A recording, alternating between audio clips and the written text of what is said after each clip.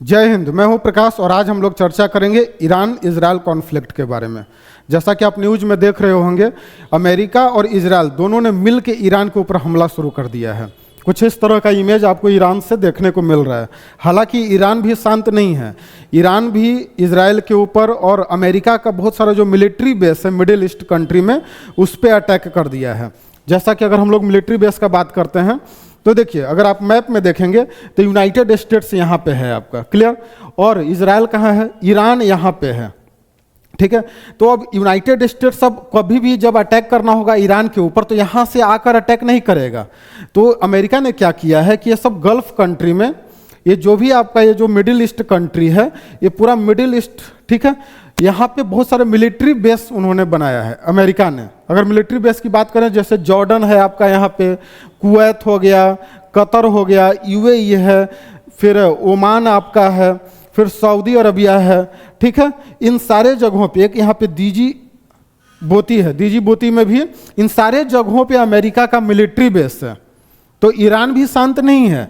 Iran क्या किया है कि जितना जो मिलिट्री बेस है अमेरिका का, इन सारे जगहों पे अटैक करना शुरू किया है, ठीक है। जॉर्डन हो गया, कुवैत, कतर, यूएई, ओमान, इन सारे जगहों पे तो काफ़ी ज़्यादा इंटेंस सिचुएशन हो गया। ईरान का तो खैर ज़्यादा हालत ख़राब है, क्योंकि अभी सुबह में ही न्यूज आया था कि वहाँ के एक स्कूल पे इजराइल ने अटैक कर दिया है, ठीक है, ईरान के, जिसमें 40 बच्चों का मौत हो चुका है।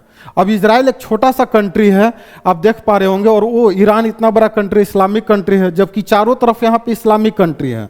इसके बावजूद भी ईरान अलग पड़ा हुआ है, कोई इसको मदद नहीं कर रहा है। सारा लोग एक तरह से बोल सकते हैं, क्योंकि इन सारे जगहों पे अमेरिका का मिलिट्री बेस है, सब अमेरिका को सपोर्ट करते हैं और अमेरिका इनको सपोर्ट करता है। इजराइल का भी अमेरिका का फुल सपोर्ट मिला हुआ है। अब सबसे बड़ा जो समस्या है यहाँ पे, जो आपका स्ट्रेट ऑफ हॉर्मुज, ये सबसे बड़ा समस्या है भारत के लिए, क्योंकि अगर वो दोनों देश में युद्ध हो रहा है तो भारत का इससे क्या लेना देना है। हम लोग सोच रहे हैं कि भारत के ऊपर इसका क्या प्रभाव पड़ेगा, तो आइए इसको समझते हैं। ये जो स्ट्रेट ऑफ हॉर्मुज है, इसके ऊपर हम एक वीडियो बना चुके हैं। इस तरफ आपका पर्शियन गल्फ है, इधर गल्फ ऑफ ओमान है, और ये जो आप रास्ता देख रहे हैं, जल डमरू मध्य इसे बोलते हैं हिंदी में, स्ट्रेट ऑफ हॉर्मुज, क्योंकि और ये ईरान के कब्जे में, इधर ओमान है और इधर ईरान आपका है, और हॉर्मुज एक आइलैंड है। अब क्या है कि दुनिया का अगर 20% अगर हम बात करें क्रूड ऑयल, इसी रास्ते से सप्लाई होता है। दुनिया का जितना दुनिया का जो कंजम्पशन है उसका 20% क्रूड ऑयल इसी रास्ते से होता है। क्योंकि देखिए, कुवैत है आपका, कतर हो गया, यूएई, सऊदी अरबिया, अब इन सारे देशों का जो क्रूड ऑयल है इसी रास्ते से जाता है, और भारत का लगभग 40% क्रूड ऑयल इस रास्ते से आता है, क्योंकि भारत सबसे ज़्यादा क्रूड ऑयल का इंपोर्ट करता है। और यहाँ से, और बार बार ईरान धमकी देता है कि हम स्ट्रेट ऑफ हॉर्मुज को क्या करेंगे, बंद कर देंगे।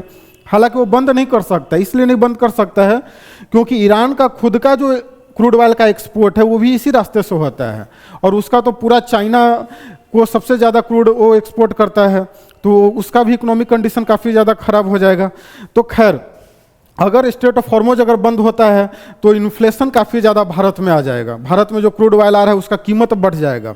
का सबसे ज़्यादा क्रूड ऑयल जो है, लगभग भारत 40% इसी स्ट्रेट ऑफ हॉर्मुज से क्या करता है, इंपोर्ट करता है। अगर यहाँ पे अगर कोई भी दिक्कत होगा तो क्रूड ऑयल का जो डिलीवरी है उसमें लेट होगा, और प्राइस पर बैरल जो होता है वो काफ़ी ज़्यादा प्राइस क्या होगा, इंक्रीज करेगा, जिससे काफ़ी ज़्यादा भारत में भी इन्फ्लेशन आएगा, समस्या हो जाएगा, क्योंकि ट्रांसपोर्टेशन ये सब क्रूड ऑयल से जुड़ा हुआ है। अब देखते हैं कि सिचुएशन क्या होता है, क्योंकि अब ईरान जो है वो भी शांत बैठने वाला नहीं है।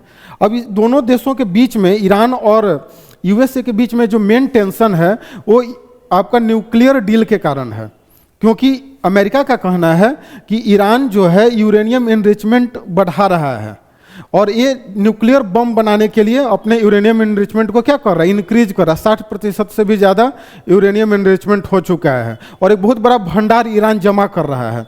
अब ये डर है, जबकि ईरान का कहना है कि हम लोग न्यूक्लियर बम बनाने के लिए ऐसा नहीं कर रहे, हम लोग सिविलियन पर्पस के लिए आपका यूरेनियम का यूज कर रहे हैं। अब इसी चीज़ को लेके कुछ दिन पहले भी इजराइल और अमेरिका ने मिल के बहुत सारे जो न्यूक्लियर फैसिलिटीज़ है ईरान में, उस पर अटैक किया था, और उसको लेके काफ़ी ज़्यादा समझौता भी हो रहा है। अगर हम बात करें तो जैसा कि अभी देखें, यहाँ जिनेवा में क्या हुआ था, अभी एक बातचीत हो रहा था 2-3 दिन पहले से, ईरान और अमेरिका दोनों के रिप्रेजेंटेटिव वहाँ पे थे और न्यूक्लियर डील के ऊपर काफ़ी समझौता हो रहा था।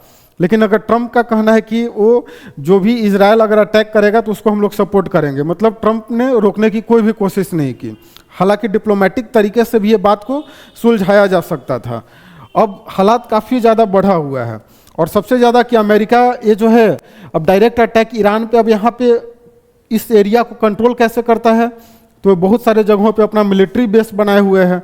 अब यही सारा मिलिट्री बेस पे ईरान अटैक कर रहा है, तो काफ़ी ज़्यादा third world like situation create हो चुका है और इसका इकोनॉमिक कंडीशन के ऊपर भी काफ़ी ज़्यादा प्रभाव पड़ेगा भारत जैसे देश पर, खास करके एशियन कंट्रीज़ पे, क्योंकि सबसे ज़्यादा ये जो क्रूड ऑयल यहाँ से सप्लाई हो रहा है वो कहाँ पे डिलीवरी हो रहा है, एशियन कंट्रीज़ के पास ही जा रहा है। तो आई होप आपको वीडियो अच्छा लगा होगा।